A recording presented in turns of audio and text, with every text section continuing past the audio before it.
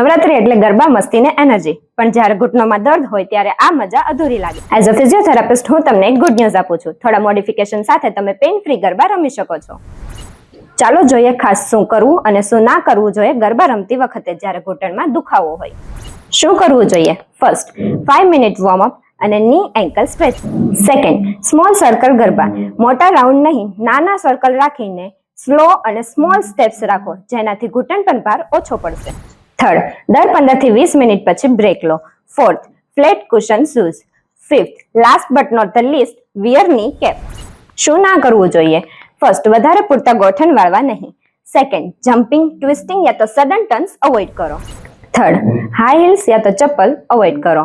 Fourth, fast bit પર nonstop garba રમવાનું avoid કરો. ફિફ્થ, ગરબા રમતી વખતે તમારા ની પેનને ઇગ્નોર ના કરશો. આ નવરાત્રી ગરબાની ધમાલ પણ ઘૂંટણાની સંભાળ સાથે.